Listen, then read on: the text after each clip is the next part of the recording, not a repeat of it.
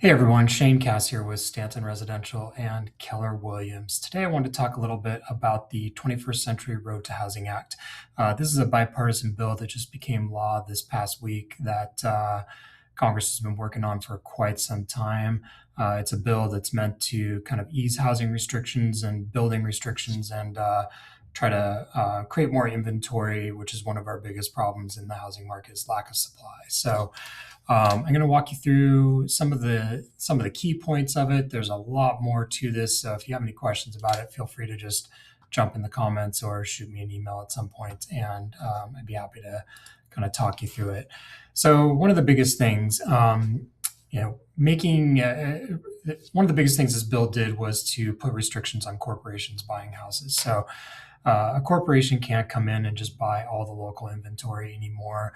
Title X of the new federal act puts a limit on institutional single family landlords to safeguard starter homes, right? So any for-profit firm that owns 350 plus single family residents is barred from buying more. So an institutional investor out there, like a nationwide home buyer that's just scooping up inventory and renting them out and making a ton of money, can't own more than 350 of these. It sounds like a lot, but before there was no restriction on it. So there are corporations out there that own a ton. Another big part of it is the 7-year resale rule. So if if they're building build to rent communities and they're scooping up a bunch of inventory or whatever, they must sell them to individual buyers after 7 years. So they can't just hold on to them forever, right?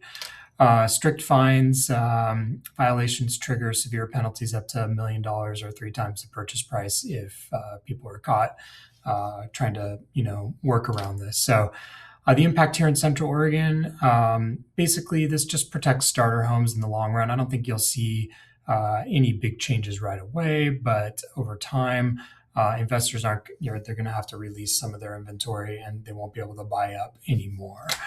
So, another thing, slashing red tape. This is something you've heard a lot about building. There's a lot of red tape around it, a lot of permits and hoops you have to jump through and stuff like that to get something built. It takes a long time, costs a lot of money.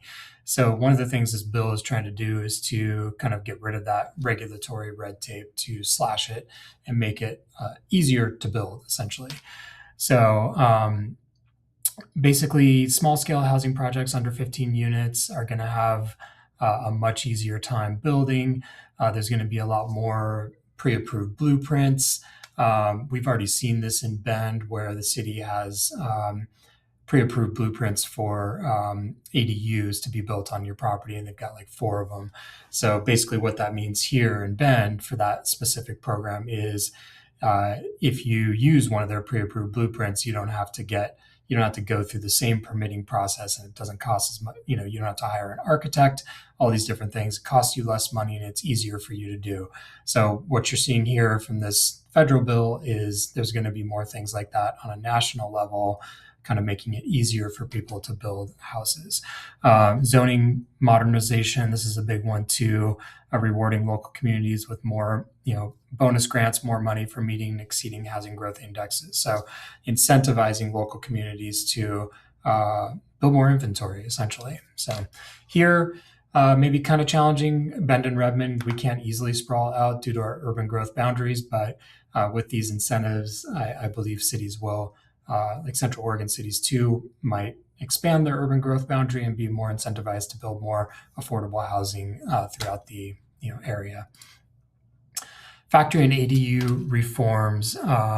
Traditional building methods face severe local labor shortages. The bill shifts federal focus towards modern offsite manufacturing and accessible local lending. So think, manufactured homes, kind of making it easier to build them, easing up on some of the things like the permanent steel chassis requirement that's an obsolete requirement but still existed, making it more affordable for manufacturers to build homes like this and get them in, which is creates an affordable way for some people to buy. Simplified financing for ADUs, directs the FHA to simplify the rules on home renovation loans, specifically for people that want to make an ADU part of that process. So that's a really good way as well. If you can, in an affordable manner, get an ADU on your property, then you're going to have rental income from that as well. So ADU reforms, that's that. Banking and local financing, the public welfare investment is basically raising the amount of capital that banks can invest directly back into the community, raising that from 15 to 20%. I don't know how much of a difference this is going to make, but Central Oregon does rely on local banks rather than Wall Street to fund new development. So this should open things up a little bit there as well. Support for the workforce in rural areas. This is related a lot to USDA loans. Basically, raising the AMI from 80 to 100%, which is the adjusted median income. So that opens up a whole new level of qualification for people that are looking at USDA loans. This might be, really impactful in Sisters, Lapine, and some of the outer areas of Deschutes, not right in the cities as much, where people are using USDA loans. So more people will be able to qualify for them and use these types of loans.